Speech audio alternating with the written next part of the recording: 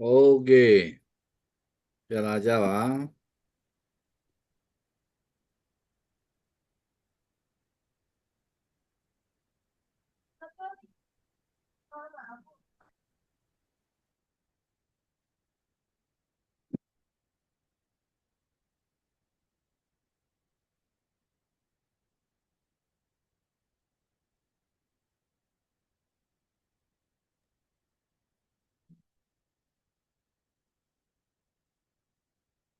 လို့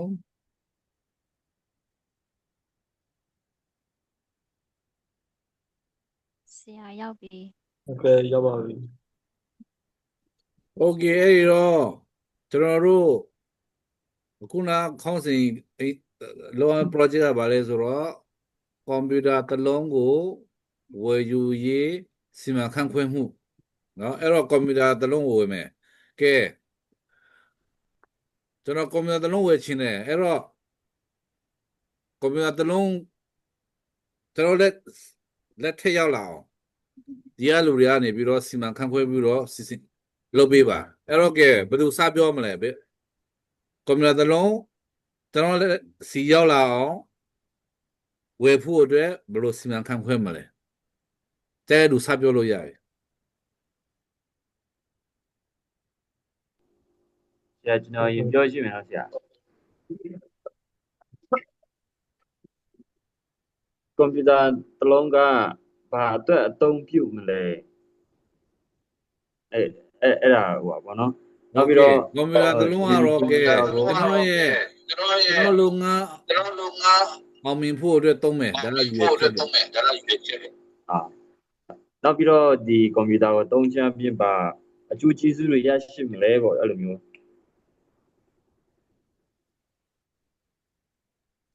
နောက်တစ်ခုက M6 လုံးကိုအခြေခံပြီးတော့ပြောခိုင်းတာနော် ဟုတ်ကဲ့ပါဆရာဟုတ်ကဲ့အခုကဟိုဆရာကွန်ပျူတာတစ်လုံးကိုဝယ်တဲ့ကောင်းစဉ်အောက်မှာကျွန်တော်ပြောကြည့်တာဆရာ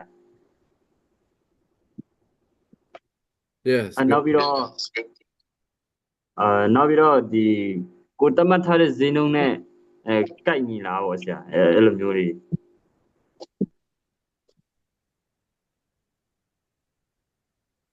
နောက်တစ်ခုကဘယ်လိုမျိုးအမျိုးအစားကိုအသုံးပြုရှင်လဲပေါ့နောက်ပြီးတော့ရေရှည်ခံအောင်ဘယ်လိုမျိုးအသုံးပြုမလဲဆိုတာအဲ့လေးရတယ်ဆရာ Okay good မတူရ ဟုတ်ကဲ့ဆရာပထမဦးဆုံးကွန်ပျူတာဝယ်တော့မယ်ဆိုလို့ရှိရင်ရည်ရွယ်ချက်ကရည်ရွယ်ချက်တစ်ခုရှိလို့ပေါ့နော်ကိုကဒီကျောင်းအတွက်သုံးပါလားကျောင်းဒီကျောင်းတက်ဖို့အတွက်သုံးပါလားဒါမှမဟုတ်လုပ်ငန်းတစ်ခုအတွက်သုံးပါလားရည်ရွယ်ချက်တစ်ခုရှိရယ်ပြီးတော့ဝယ်တော့မယ်ဆိုလို့ရှိရင်ကို့မှာပထမဦးဆုံးပတ်စံလုံလောက်တဲ့ပတ်စံရှိရမယ်ဆိုတော့ money and တစ်လုံးပြီးတော့ကိုကဝယ်တော့မယ်ဆိုလို့ရှိရင်ဒါကလူကိုယ်တိုင်သွားဝယ်ရမှာပေါ့လူကိုယ်တိုင်ဆိုတော့ဒီ တစ်လုံးနောက်ထပ်တစ်လုံးဖြစ်တဲ့ man လူကိုယ်တိုင်သွားပြီးဝယ်ပြီးတော့နောက်တစ်ခုကျတော့ဒီ market ဆိုတော့ market ဆိုဒီကွန်ပျူတာဆိုင်ပေါ့နော်ဆိုင်ရွေးရမယ်ဆိုင်ကတော့ဟုတ်ပြီဆိုင်ရောက်သွားလို့ရှိရင်ကိုကဘယ် brand ကိုဝယ်မှာလဲဘယ် brand ကိုတပည့်ကိုမွေနဲ့ကိုက်ညီမယ်ကိုရဲ့ဒီဒီဇိတ်ကိုဘယ်ကွန်ပျူတာဒီဇိတ်ကိုဝယ်မှာလဲဆိုပြီးတော့ကိုကအဲ့ကွန်ပျူတာbrand ကိုတွေ့ပြီဆိုလို့ရှိရင်လည်းအဲ့ဒီသုံးနည်းပေါ့နော်သုံးနည်းဆိုတော့ဒီ site ပစ္စည်းရဲ့ဒီကွန်ပျူတာထဲမှာဒီတစ်ခုနဲ့တစ်ခုမတူတဲ့ဒီ brand တစ်ခုနဲ့တစ်ခုမတူတဲ့ကွဲပြားခြားနားတဲ့အရာမျိုးကိုရှင်းပြဖို့ဒီနည်းလမ်းတစ်ခုနည်းလမ်းမသက်တည်တဲ့ဒီကွန်ပျူတာဆိုင်ရာဖြစ်ဖြစ်ပေါ့နော်အဲ့လိုမျိုးဒါရှင်းပြဖို့တစ်ခုလိုတယ်ပေါ့နော်ဘာလို့ဆိုလို့ရှိရင်ဒီကွန်ပျူတာရဲ့ဒီ setting ကဒီဘယ်လိုဘာတွေကဘယ်လောက်ပါတယ်အကုန်လုံးပေါ့နော်ရှင်းပြဖို့ method လည်းရှိရမယ် method လည်းလိုမယ်ပေါ့နော်အဲ့တစ်လုံးကောပြောလို့ရှိရင်ဒီ many ကပါသွားပြီဒါလူကိုယ်တိုင်တောက်ပြရမယ်အတွက်ပြီးတော့ခုနဒီ material ဆိုတာကတော့ဒီခုနက brand လို့ပြောရမှာပေါ့ brand ကိုရွေးချယ်မဲ့ brand ကဘယ်လိုလဲဆိုတော့ဟာပြီးတော့ method ကတော့ဒီသုံးပုံသုံးနည်းတွေဒီကွန်ပျူတာတစ်ခုနဲ့တစ်ခုမတူညီတဲ့စိတ်မတူညီတဲ့အထဲမှာပါတဲ့အမျိုးအစားတွေအဲ့ဒါရှင်းပြဖို့ပြီးသွားလို့ရှင်တော့အကုန်သိသွားလို့ရှင်တော့ကိုဝယ်လို့ရပြီ Okay thank you နောက်တစ်ယောက်တူနေတယ်ဆိုလည်းပြောလို့ရနော်ပြဿနာမရှိဘူးအဓိကကတော့project တစ်ခုပေါ်မှာ management ဘယ်လိုလုပ်မလဲဆိုတဲ့အားကို idea မိအောင်ဥပမာကွန်ပျူတာတစ်လုံးကိုအခြေခံပြီးတော့ကွန်ပျူတာတစ်လုံးဝယ်ဖို့ဆိုတဲ့ management ကိုဆွေးနွေးစေချင်တာဖြစ်တယ်ပေါ့နော်ပြောပါ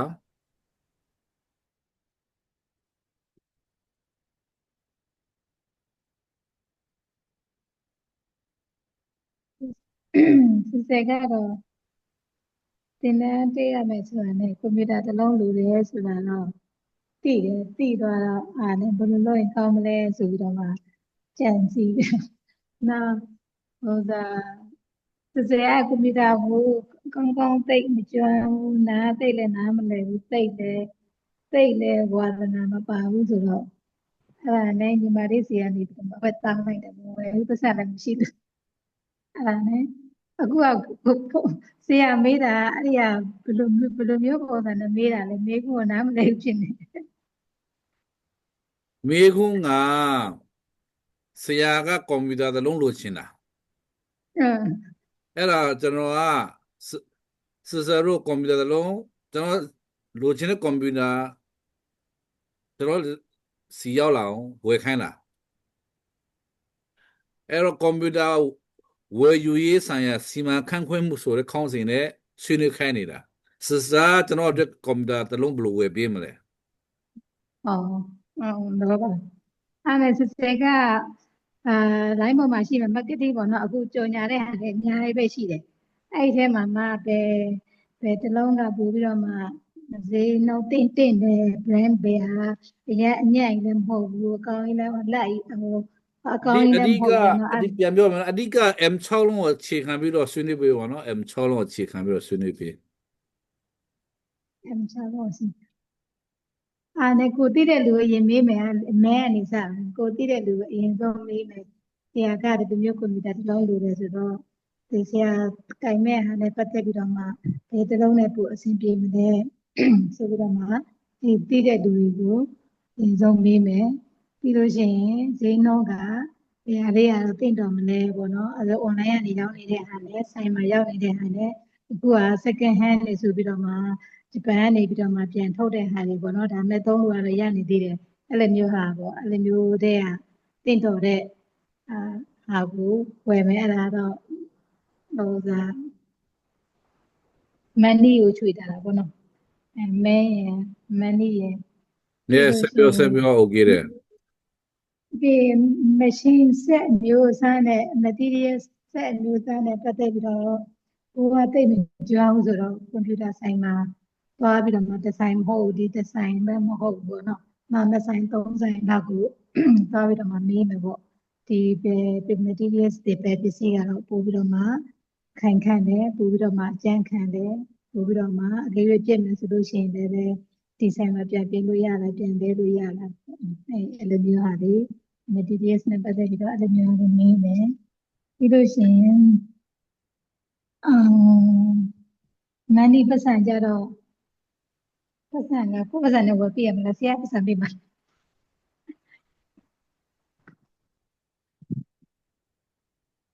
ဘယ်လိုပဲလုပ်ရတယ်ပြဿနာမရှိဘူးအဲ့ဆိုပတ်စံကိုအကယ်၍ကိုယ်စီမှာရှိရဆိုလို့ရှိရင်တော့ခဏစိုက်ထားပြီးမှာပေါ့ဆရာပတ်စံကိုယ်စီမှာရှိတဲ့ပတ်စံနဲ့ဒီဆိုင်မှာပြတော့အခုရောင်းနေတဲ့ကိုဝယ်ခြင်းတဲ့ပတ်စံနဲ့ကိုင်ညီမှုရှိလားဆိုတော့အရင်ဆုံးအရင်ဆုံးကိုယ့်ကိုချင်းချိန်မှာပေါ့နော်ကိုကတကယ်လိုအပ်နေတဲ့ဟာကိုယ်ဘက်မှာအပေါ်ရှိတာစုထားတဲ့ဟာလေးရှိတယ်ဆိုရင်အဲ့ဒီပတ်စံနဲ့ကိုလက်ရှိသုံးနေတဲ့ပတ်စံကိုအတွက်ဒါထိရောက်တဲ့ဟာထိခိုက်မဲ့ဟာမဟုတ်ဘဲနဲ့ပေါ့နော်အဲ့ဒီပတ်စံကိုချွေ ခဏချီခဏသုံးလို့ရတဲ့ဟာကိုဆိုလို့ရှိရင်အဲ့လိုမျိုးသုံးပြီးတော့မှအဲ့ဒီပတ်စံနဲ့သုံးတယ်ပြီးတော့ဈေးကွက်ကလည်းခုန market ကလည်း maybe ပြောပြီးတော့ဒီဆိုင်နဲ့ဟိုဆိုင်နဲ့ online ရနဲ့ဆိုင်ရဟာနဲ့ဘယ်ဟာပို့ပြီးတော့မှဈေးနှုန်းတင့်တော်လဲဘယ်ဟာပို့ပြီးတော့မှအခုအသုံးများနေလဲဆိုတာကြည့်ပြီးတော့မှဝယ်မယ်မတက်ကကြတော့နီးလာကိုယ်လည်းမသိတဲ့အတွက်ကြောင့်မလို့သိတဲ့လူကိုမေးပြီးတော့မှဝယ်ပေးပါမယ်လို့အဲ့လိုပဲသိတယ်ဆရာ Okay thank you နောက်တစ်ယောက်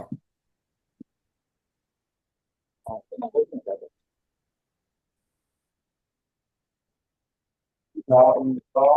ခုနဝင်နေဆိုရင်တော့ဘယ်လိုသုံးပါလဲကလေးလေးဒါမှမဟုတ်ဒီကဘယ်လိုဒီသုံးပါလဲဒီမှာအဲ့ဒါသင်ဆုံးကြည့်မယ်ပြီးတော့ဒါအတွက်သုံးပါလဲပေါ့မှာဆိုရုံးစာစီစာရဲ့အတွက်ပါလာဒါမှမဟုတ်ဒီဂိမ်းဆော့ဖို့အတွက်လာသူ့ရဲ့ RAM တွေကြည့်မယ်ပြီးရင်သူ့ရဲ့ CPU တွေကြည့်မယ်ပေါ့ပြီးရင်သူ့ရဲ့ storage တွေကြည့်မယ်ပြီးတော့ဒီထဲမှာမှသူ့ရဲ့ brand ကြည့်မယ်ပေါ့သူ့ရဲ့ brand ကြည့်မယ်ပြီးတော့ဒီကိုသုံးမဲ့အမောက်ပေါ့ဘယ်လောက်အတွင်းသုံးပါလဲပေါ့ဒီ30အောက်သုံးပါလားဒါမှမဟုတ်30 15ကြားသုံးပါလားပေါ့ဒီကြားဘယ်ကြားသုံးပါလဲပြီးတော့ဒီဟာကိုတော့ဘယ်ဆိုင်မှာတော့ဝယ်မှာလဲပေါ့ဘယ်ဆိုင်ကတော့အာမခံချက်ရှိရတယ်ဆိုမှအဲ့ဒါတွေစဉ်းစားမယ်ပြီးတော့ဒီနောက်ထပ်တစ်ခုကတော့ဥပမာတော့ဒီ online နေဝယ်မှာလားဒါမှမဟုတ်ဆိုရင်ဒီဆိုင်မှာတော့ဝယ်မှာလားပေါ့အဲ့ဒါလည်းကျွန်တော်စဉ်းစားပြီးမှတော့ဒီကွန်ပျူတာတစ်လုံးကိုဝယ်နေကြ Okay thank you အခု5 6ယောက်ပြောပြီးတော့တယောက်နဲ့တယောက်မတူကြဘူး very good idea တွေအတွေ့အကြုံပေါ်မူတည်ပြီးတော့မတူညီကြ very good နောက်တစ်ယောက်ဘယ်သူကြံသေးလဲတယောက်မကြံပြောရမှာနော် ဒီပြီးတော့ပြောပါဆရာဆိုကြပါတော့ဒီပြီးတော့ဟောပါတော့ကွန်ပျူတာတစ်လုံးဝယ်မယ်ဆိုင်ကိုပတ်စံ30ယူသွားမယ်သွားပြီးအရေးဦးဆုံးဆိုင်ကိုရောက်ပြီးရတဲ့ဆိုင်သမားကိုမေးမယ်ကွန်ပျူတာဟိုအရေးဦးဆုံးမနော်ကိုအမောက်ဘယ်လောက်လဲ30နဲ့ဝတ်ကြည့်နေပါတော့အဲ့ဒီကွန်ပျူတာဘယ်လောက်အမခချက်ရှိလဲပြီးရင်ဘယ်နှစ်တော့ရေဘယ်လောက်ချက်ရှိခါမလဲအရေးဦးဆုံးစစ်စစ်မယ်အထက်မှာဘယ်လောက်ပါလဲဘယ်လောက်ဟိုstory တွေပေါ့နော်ဘယ်လောက်ချက်ချခါလဲပြီးရင်အဲ့ဒီရတယ်ကိုမှပါရှိတဲ့ပက်စာနဲ့ဟိုတစ်တော်တဲ့ပေါ့နော်အကောင်းဆုံးတစ်လုံးကိုရေးဥမာအဖြစ်3နှစ်တက်တာလား3ဖို့ပေါ့နော်3နှစ်ဆို3နှစ်နဲ့ထက်တာတဲ့အဲ့ဒီကွန်ပျူတာတစ်လုံးကိုစီမာပြီးမှပေါ့နော်ကိုဟိုဆိုင်စီကိုမေးမယ်ပေါ့နော်မေးပြီးမှဟိုအကောင်းဆုံးပေါ့နော်ရအောင်ဝယ်မယ်ပေါ့နော်အဲ့လိုမျိုးတော့ရှိတယ်ပေါ့နော်ဆရာ Okay ရတယ်နောက်တစ်ယောက်သူကြံသေးတယ်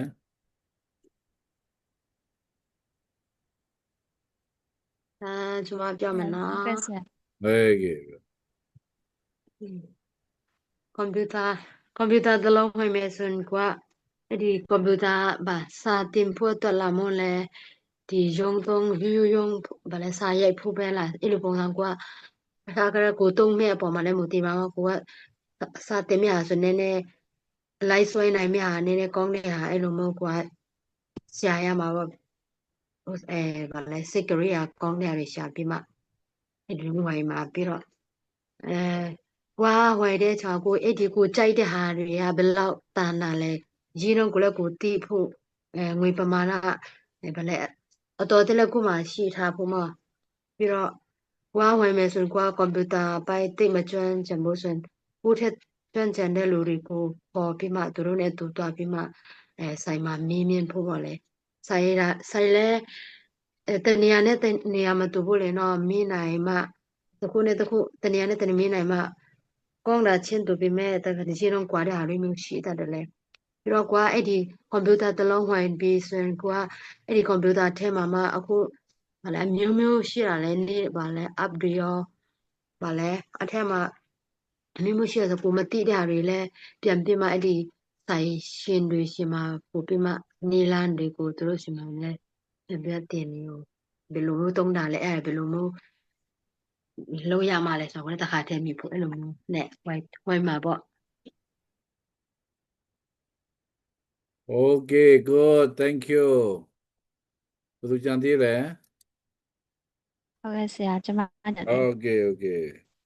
ဟုတ်ဟိုပါဘောနော်ပထမအဆုံးပန်းနိုင်တစ်ခုချမှတ်ရမယ်ပေါ့နော်ဒီကွန်ပျူတာတစ်လုံးကဘာအတွက်သုံးမလဲဆိုတဲ့ဟာကအရင်ဆုံးအဲ့ဒါကိုအရေးကြီးတယ်ပေါ့နော်အဲ့ဒါအရင်ဆုံးသိပြီဆိုလို့ရှိရင်ပတ်စံလိုမယ်ပေါ့နော်အဲ့ပတ်စံလိုတဲ့အခါမှာဘယ်လောက်အတော်အတွင်းမှာကိုကဝယ်နိုင်လဲပေါ့နော်အဲ့ထဲမှာတွားပြီးတော့မှကိုတွားမဲ့ဝယ်မဲ့ဆိုင်ကိုတွားမယ်တွားပြီးတော့ဆိုလို့ရှိရင်မျိုးစားကိုရွေးမယ်ပေါ့နော်ကိုတက်နိုင်တဲ့ပတ်စံနဲ့ကိုကြိုက်တဲ့ quality နဲ့ဘယ်လိုမျိုးကိုက်ညီအောင်ဟိုဖြစ်မလဲဆိုပြီးတော့မှရွေးချယ်ပြီးတော့မှဝယ်ရမယ်ပြီးတဲ့အခါဆိုလို့ရှိရင်ဒီကွန်ပျူတာဘယ်လိုမျိုးပြန်ပြီးတော့မှဝယ်ပြီးရတော့ဟုတ်ပြီဒါပေမဲ့ပြန်ပြီးတော့မှဘယ်လိုထိန်းသိမ်းရမလဲဆိုတာကိုမသိဘူးဆိုလို့ရှိရင်လည်းပဲအဲ့ဒီကွန်ပျူတာဆိုင်ရာလူတွေကိုမေးရမယ်ပေါ့နော်ဟုတ် Very good. နောက်သူကြံသေးတယ်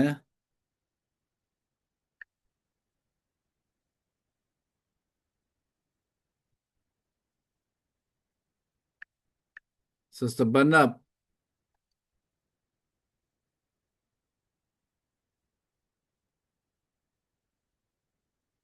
Sister Banap ကဘယ်ကဘာနေကျွမ်းနေတာလဲဝင်ပြောပြအောင်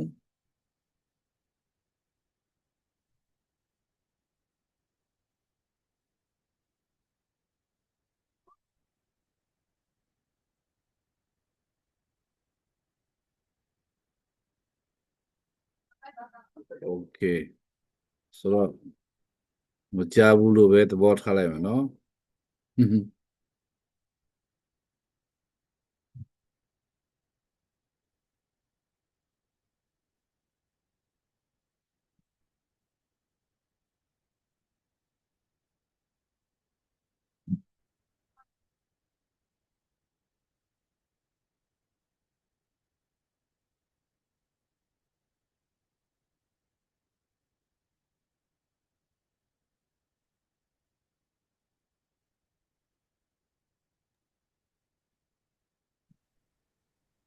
ပြလိုင်းကခဏခဏကြာတာဆဲတို့လိုင်းကမျိုးထဲမှာတောင်ဖြစ်တယ်ဆိုတော့နော်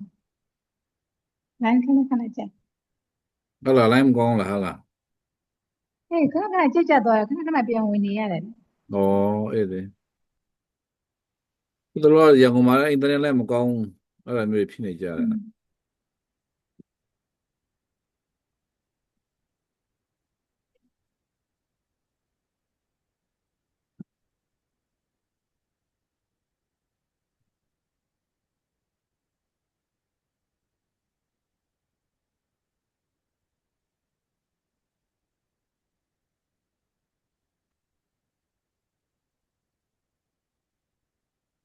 Okay ဒီဒီရောသဘောပေါက်ကြလား ပေါက်ပါတယ်ဆရာကြီး ကဲ့ပါ နဲမပေါက်တော့မျိုးလုံးပွင့်သွားပြီလား ပွင့်ပါဘူး อืม ပုံမှန် အဲ့တော့ management ကတကယ်တမ်းဆိုရင်ခင်ဗျားတို့ ਨੇ စိမ့်လား မစိမ့်ပါဘူး စိမ့်ပါဘူးเนาะကျွန်တော်တို့ရဲ့နေ့စဉ်လှုပ်ရှားဆောင်ရွက်မှုပါပဲဒါပေမဲ့လို့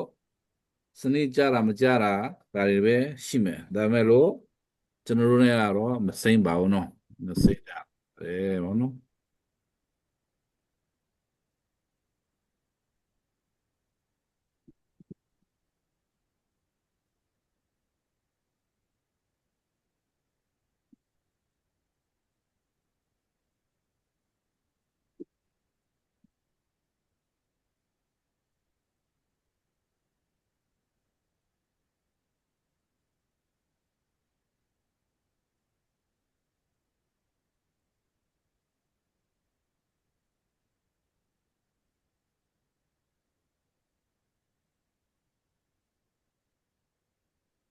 โอเค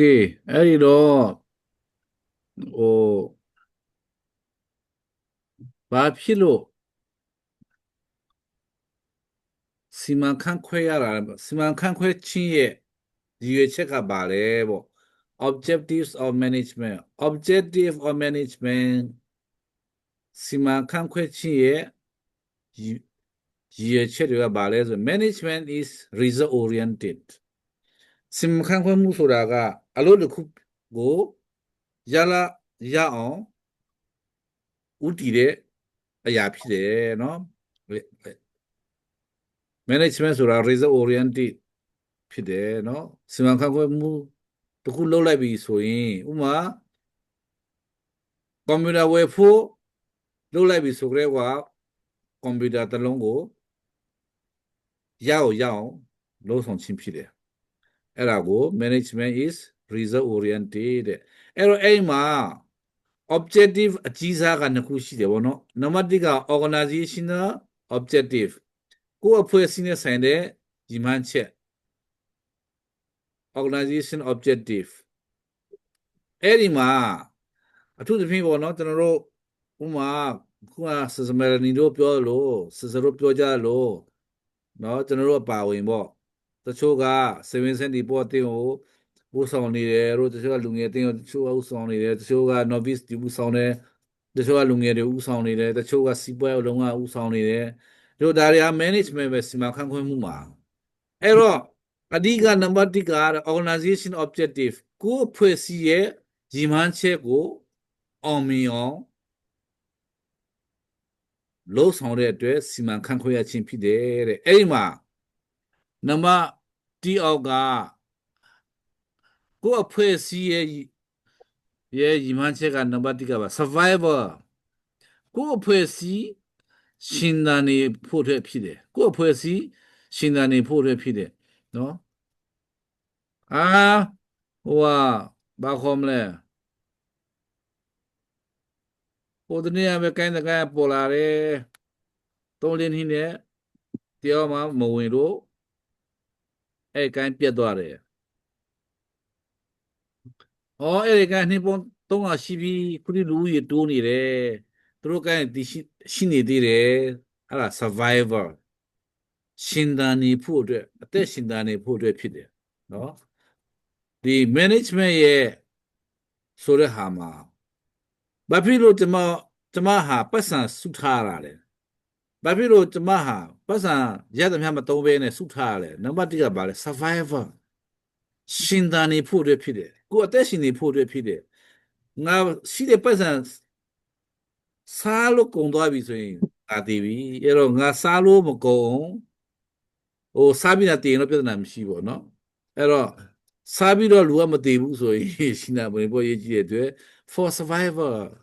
ကိုယ်ဖွဲ့စည်းရှင်သန်နေဖို့ဖြစ်တယ်တဲ့ management ဆို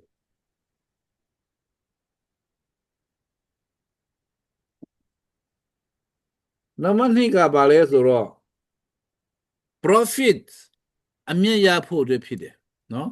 စီးပွားရေးလောကမှာဆိုရင်အမြတ်ရဖို့အတွက်ဖြစ်တယ်အဲ့ဒီလိုပဲကျွန်တော်တို့ Paris ဒီမှာစစရုပ်ကိုင်းဒီမှာလည်းပဲအမြတ်ရတယ်အမြတ်မရှာဘူးလားပတ်စံမမဟုတ်တော့အမြတ်ဆိုတာကပတ်စံမမဟုတ်ဘူးနော်ဥပမာကျွန်တော်တို့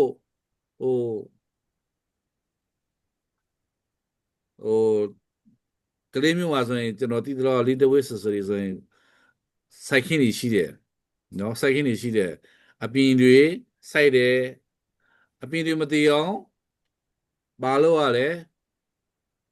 ရဘကဆိုရဘကဘာလို့ရလဲအပင်တွေမတည်အောင်ရေလောင်းပြရတယ်မျိုးစားရေလောင်းပြရတယ်အဲ့ဒါ survivor not profit အမြတ်ရဖို့ဆိုရင်ဘာလို့ရလဲအမြတ်ရမလဲ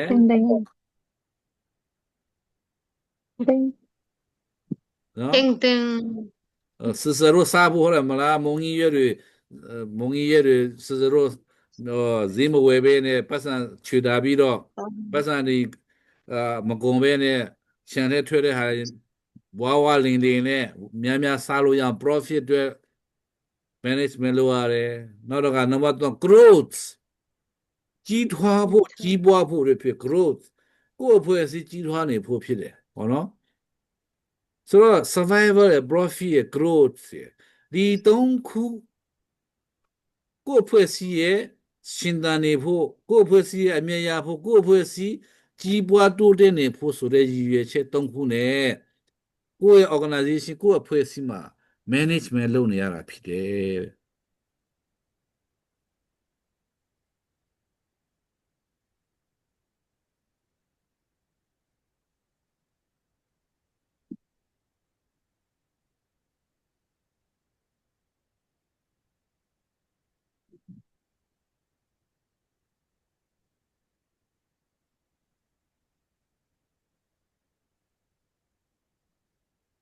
ဒီနေ့ savings report အတင်းဒီစစရဥဆောင်နေတယ်ပြောတယ်ဒီသုံးခုနဲ့ကင်းတဲ့ဟာရှိလား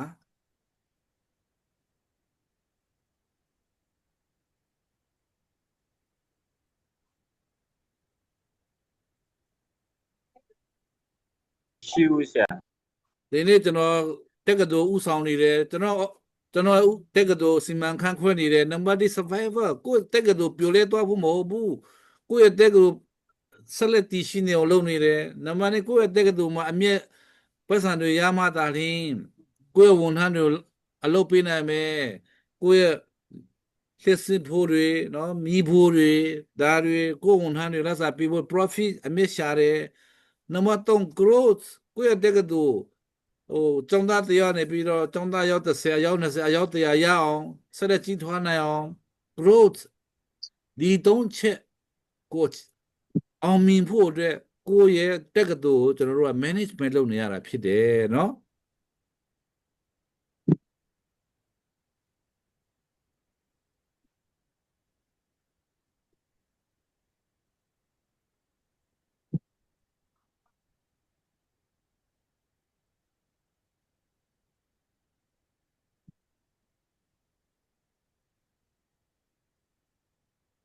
social objective လူမှုရေးဆိုင်ရာရည်မှန်းချက်လည်းရှိတယ်တဲ့လူမှုရေးဆိုင်ရာရည်ရွယ်ချက်တွေလည်းရှိပါတယ်တဲ့ management လုပ်တဲ့အခါမှာကိုယ့်အဖွဲ့အစည်းတစ်ခုကို management လုပ်ရတဲ့အခါမှာလူမှုရေးဆိုင်ရာရည်ရွယ်ချက်တွေလည်းရှိပါတယ်တဲ့နော်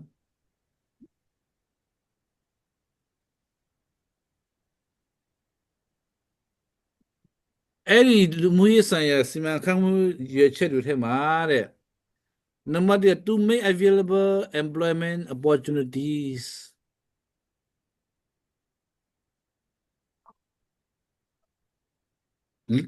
ကိုယ့်ရဲ့အတိုင်းဝိုင်းနားမှာကိုယ့်ဘေးနားမှာရှိတဲ့လူတွေအလုပ်ကန်အခွင့်အရေးရရှိဖို့အတွက်ဖြစ်တယ်တဲ့အလုပ်ကန်အခွင့်အရေးရရှိဖို့အတွက်ဖြစ်တယ်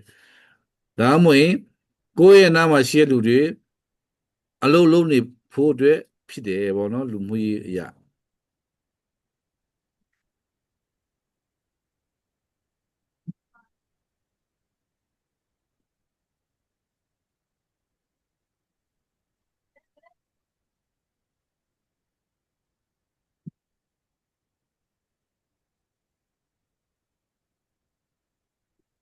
နောက်တစ်ချက်က to save environment from getting polluted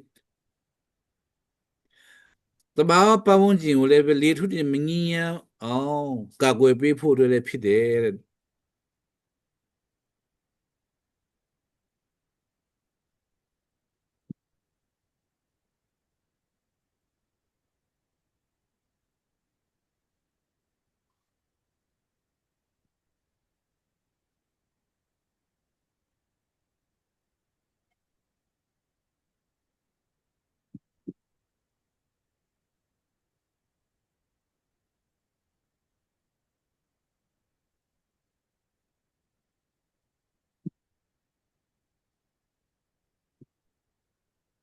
နံပါတ်3က to contribute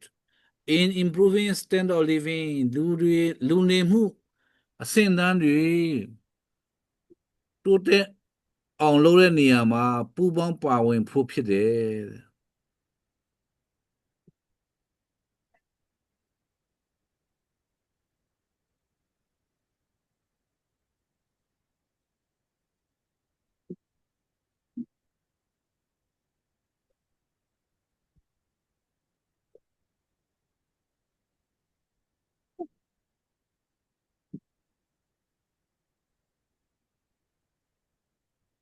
Normally got to help weaker sections of the society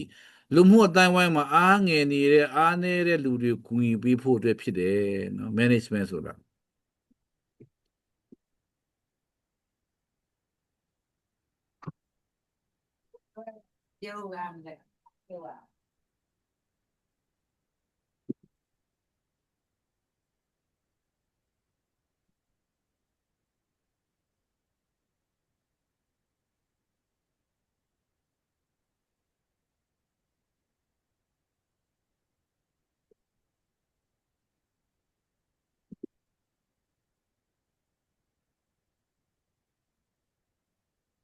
Number 5ကတော့ to make optimum use of resources ကိုယ်အနားမှာရှိတဲ့အရင်းအမြစ်တွေကိုအကောင်းဆုံးအကျိုးအရှိဆုံးအသုံးပြုဖို့အတွက်ဖြစ်တယ်တဲ့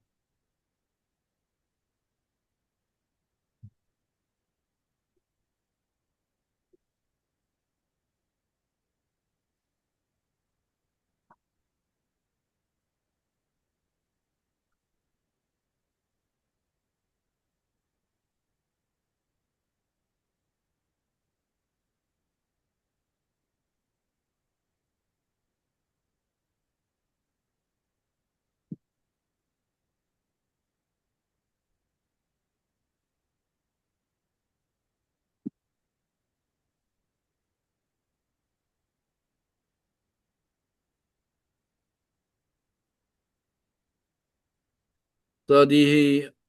ဟာနဲ့ပတ်သက်ပြီးတော့ကျွန်တော်အတွေ့အကြုံလေးဝေမျှချင်တာကဥပမာကျွန်တော်ဆိုရင်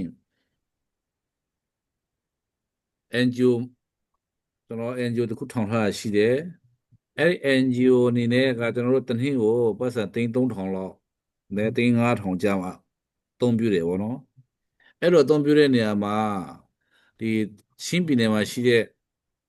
တောက်သုံးရေခက်ခဲတဲ့လူတွေတောက်သုံးရေရအောင်ကျွန်တော်တို့ရေပိုက်တွေပါတွေတွေ့ပြီးတယ်ဗောနော်အဲ့တော့အဲ့မှာရေပိုက်ရတွေ့ဖို့အတွက်လုပ်တဲ့အခါမှာကျွန်တော်တို့ကဟိုလူတယောက်ကိုမင်းရေပိုက်တွေ့ဖို့တဲ့ရေပိုက်ကျွင်းနေတူးပေးပုတ်ပြက်သေးလို့မရဘူးလား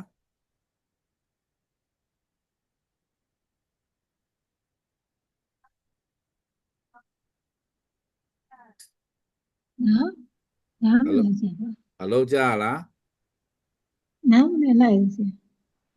ဟယ်လို ဟုတ်ကဲ့ရပါတယ်ဆရာ ဟုတ်ပါတယ်ဆရာ အေးကျွန်တော်တို့ကရွာမှာတောက်သုံးရေတွေ့ဖို့တဲ့ပိုင်လန်းပေ1000မြောင်းတူးရမှာအဲ့ဒီမြောင်းကိုကျွန်တော်ကလူတယောက်ကိုပဲမင်းရောတင်းတရားနဲ့တူးလို့ပြောလိုက်ရင်မရဘူးလား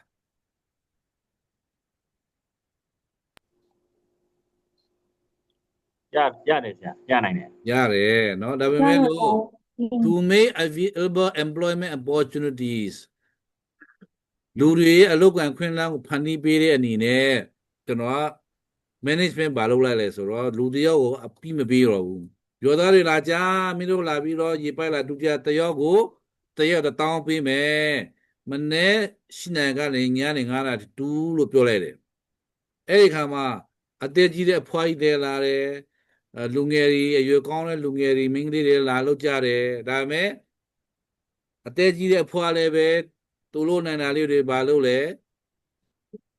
မြေကြီးတူတဲ့လူရေခတ်ပြီးတယ်ရေတိုက်တယ်စိတ်လေးတွေလုပ်ပြီးတယ်ကုန်းရတွေလုပ်ပြီးတယ်ဒီအဖွားလည်းတောင်းပေးတယ်ဗလာမောင်းတန်နဲ့မြေတူတဲ့လူလည်းတောင်းပေးတယ်ဆိုတော့လူတယောက်တင်းကြပေးပြီးတော့အလုပ်ခိုင်းမဲ့အစားရွာထဲမှာရှိတဲ့လူတွေဝင်ငွေရရှိဖို့အတွက်ဆိုတဲ့ရွေချင်းနဲ့ကျွန်တော် manage လုပ်လိုက်ပြီးတော့ဒီရေမြောင်းတူတဲ့လုပ်ငန်းကိုလူတယောက်မအပ်ပဲနဲ့တရွာလုံးကိုလုပ်ခိုင်းလိုက်တာဟာကဘာလဲဆိုရင် to make available employment opportunities ဒါ management တစ်ခုဖြစ်တယ်ပေါ့နော်ကိုကစဉ်းစားရမှာဒီဟာကခုနပြောတင်းတရားပေးပြီးလူတယောက်တူးခန့်တယ်ပဲပြီးတယ်အဲ့လိုမဟုတ်ပဲနဲ့ရွာထဲမှာရှိတဲ့လူတွေဝင်ငွေခွင့်ရရှိဖို့သူတို့ရဲ့လူနေမှုစဉ်းစားမြင်လာဖို့သူတို့ရဲ့ဒီဝင်ငွေနေပါတဲ့ ဘဝနေပြီးတော့ဝင်ငွေတွေရတဲ့ဘဝရလာအောင်ဆိုတဲ့ရွေချက်နဲ့စီမံခန့်ခွဲလိုက်တဲ့အခါမှာ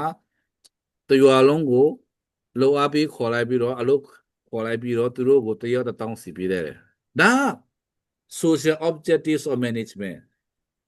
လူမှုရေးလုပ်ငန်းဆိုင်ရာစီမံခန့်ခွဲမှုရဲ့ရည်ရွယ်ချက်ဖြစ်တယ်အဲ့ဒါကိုရှင်းပြလို့ရှင်းဖြစ်တယ်ဗောနော်တော့ပေါ့လား ဟုတ်ပါတယ်ဗျာ နော် objective တခုကပါလဲဆိုတော့ personal objective ရှိတယ်ဒီ management မှာ objective 3ခုရှိတယ်နံပါတ်1 organization objective ရှိမယ်နံပါတ်2ကတော့ social objective ရှိမယ်နံပါတ်3ကတော့ personal objectives of management ဆိုတော့လူတစ်ယောက်ချင်းစီရဲ့ objective management ရဲ့လူတစ်ယောက်ချင်းစီရဲ့ရည်ရွယ်ချက်ကပါလဲဆိုရင်နံပါတ်1က to give deserving remuneration ကိုလိုအားခါနဲ့ထိုက်တန်တဲ့လိုအားခါရရှိဖို့အတွက်ဖြစ်တယ်ကိုရဲ့လိုအားနဲ့ထိုက်တန်တဲ့လိုအားခါရရှိဖို့အတွက်ဖြစ်တယ်ကိုအလုပ်လုပ်တယ်ဆိုတာကဘာတွေလို့ management ပါလဲငါရဲ့လိုအားခါနဲ့ထိုက်တန်တဲ့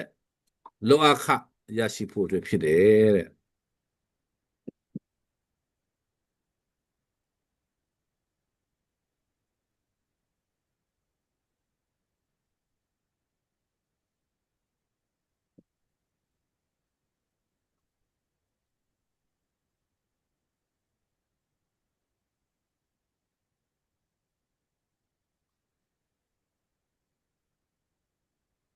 နံပါတ်2က to provide good working environment နံပါတ်2ရွေးချက်ကဘာလဲဆိုတော့လုပ်ငန်းခွင်မှာကောင်းတဲ့လုပ်ငန်းခွင်အခြေအနေပေးဖို့ရဖြစ်တယ်ဗောနော် to provide good working environment ဆိုတာကအလုပ်လုပ်တဲ့နေရာမှာအလုပ်လုပ်ကောင်းတဲ့ပတ်ဝန်းကျင်ကိုဖန်တီးပေးဖို့ဖြစ်တယ်နော်ပတ်ဝန်းကျင်ဖန်တီးပေးဖို့ဖြစ်တယ်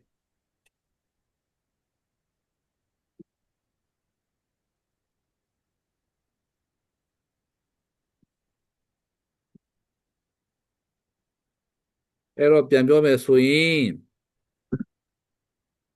management ရဲ့ objective management ရဲ့ရွေးချက်က3ခုရှိပါတယ်နံပါတ်1ကတော့ organizational objective ကိုယ်ဖွဲ့စည်းဆိုင်ရာရည်မှန်းချက်ရှိတယ်နံပါတ်2ကတော့ social objective လူမှုရေးဆိုင်ရာရည်မှန်းချက်ရှိတယ်နံပါတ်3ကတော့တဦးချင်းဆိုင်ရာရည်မှန်းချက်ဆိုပြီးတော့ objective 3ခုရှိတယ်ဗောနော်အဲ့ဒီ objective 3ခုထဲမှာ organization objective လို့ခေါ်တဲ့ကိုယ်အဖွဲ့အစည်းရဲ့ရည်မှန်းချက်ဆိုင်ရာစီမံခန့်ခွဲမှာပါတွေ့တယ်ဆိုရင်3ခုဖြစ်ပါတယ်နံပါတ်1ကပါလဲ survivor အသက်ရှင်တန်ဖို့အသက်ရှင်ဖို့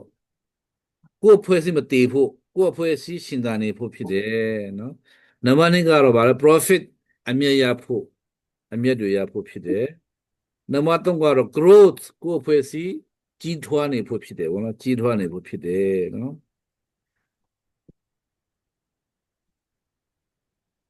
โอเคဆိုတော့ဒီညဒီလောက်ပါပဲအခုတင်တယ်လို့မများမေးစရာရှိတယ်လဲမရှိလဲပဲ all management ဆိုတာခုမှပဲတဘောပေါ်တယ်ဒီလိုကြီးလားဆိုပြီးတိသွားတယ်ဆိုတာမျိုးတွေလည်းပဲဝင်မြလို့ရပါတယ်မေးစရာရှိတယ်မေးလို့ရပါတယ်လို့နော်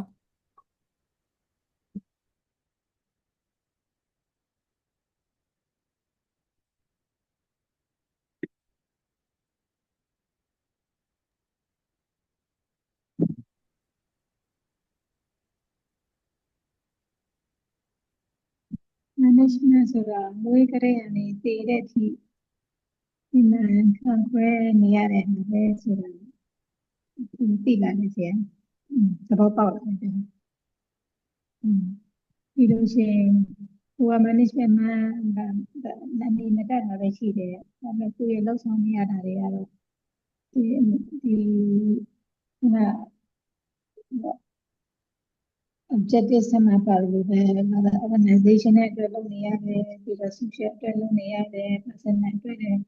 လုပ်နေရတယ်ဆိုတာအခုကျတော့တက်တက်ကွက်တည်သွားတာပေါ့ဒါတော့လုပ်နေရတယ်လုပ်နေတာကောင်းနားမလဲတော့ အထိခိုက်တွေတော့နားလည်ညီလွဲတာတွေရောစင်မပြေတာတွေရောအဲ့လိုမျိုးအများကြီးဆိုင်ရတာအခုတော့သဘောပေါက်လာပါပြီ Okay, very good. နောက်တော့2ရက်3ရက်လောက် ဟုတ်ဆရာဒီညတင်လိုက်တော့ဗောနော်ဒီ management ကဟုတ်တယ်အမြဲတမ်းကိုယ်ကလုပ်နေရပဲဒါပေမဲ့အဲ့လိုမျိုးဒီလိုမျိုးသင်ကြားမှုတွေပိုင်းမရှိတော့ကိုလုပ်ချင်တယ်လို့ပဲကိုဖြစ်ချင်တာကိုဘာလုပ်ချင်တာဒါလုပ်ချင်တာကောက်လုပ်ချလိုက်တာပဲဒါပေမဲ့အခုလိုစာနဲ့တည်ချင်တာတင်ပြတဲ့အခါမှာအိုးဟုတ်တယ် management လုပ်ဖို့ကပထမဦးဆုံးကိုကပထမဦးဆုံးလုပ်ချိုဖို့ပေါ့နော်ဆိုတော့ညီမချက်ကတော့ပထမဦးဆုံးပြီးတော့မှကိုကလုပ်ချိုဖို့ရှိရဖြစ်ရမယ်ဆိုတာလည်းသိလာတယ်နောက်ပြီးတော့ညီမချက်တွေကကိုအရင်ကတော့ကိုလိုချင်တာကိုဖြစ်ချင်တာကိုလုပ်ချင်တာကိုဝယ်ချင်တာပဲသိရအခုကျမှရည်ရွယ်ချက်တွေကဟောဒါကိုယ်တိုင်ခုနလိုကနောက်ဆုံးဖြစ်တဲ့ personal individual objective တွေမကပဲ social objective တွေအတွက်ရောပြီးရင်ဒီ organizational objective တွေအတွက်ရောဆိုတော့ဒီမှာတဲခုနလိုကစစ်စစ်ပြောပြီးခုမှတွေ့ချပြန်ပြီးသဘောပေါက်ပြီးတော့ဟုတ်သားပဲဆိုပြီးတော့ပို့ပြီးတော့သဘောပေါက်သွားရပေါ့ကျေးဇူးပါ Yes, thank you ပါ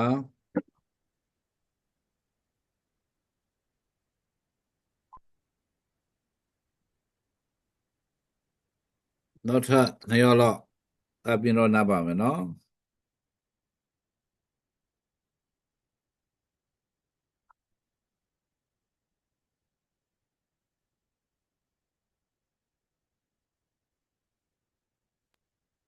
ဒီ management ဆိုတာဒီလူတွေကိုပညာသားပပါနဲ့ခိုင်းသက်စေတဲ့အရာတစ်ခုဆိုပြီးတော့နားလေပေါ်ပေါက်ရပါတယ်ဆရာကြီး Yes, very good အနှစ်သာရရှိဆုံးပဲဟုတ်ပြီအဲ့ဒါတရားRebecca ရောအကာဦးရောJames တို့မာတာလာတို့ဟလာစမဒါရှိလားမရှိတော့မဆန်မရှိတော့ Okay Okay နောက်ဆုံးအကာဦးနည်းနည်းပြောကြည့်ပါလား management နဲ့ပတ်သက်ရလားဗျာ ဒီညဘာလဲကြိုးရှိတယ်လဲခင်ဗျားအတွက် လို့ရှိရတော့ကျွန်တော်ဒီ management နဲ့ပတ်သက်တဲ့ objective တွေသိလိုက်ရတယ်ကြာကြီးပြီးတော့ဗာလေအဲ့ဒီ management ထဲမှာသူတို့ဒီဝင်ငွေနေပါတဲ့ဟာကိုသွားဝင်ငွေကောင်းအောင်လုပ်တဲ့ဟာအဲ့ဒီရွယ်ချက်ထဲမှာပါတယ်ဆိုတာအခုမှသိလိုက်ရတာဆရာ Okay so thank you ပါမနေ့ပြန်ညပြန်ဆက်ပါမယ်အားလုံး good night ပါနော် Good night ပါဆရာကြီး good night ဆက်ပါ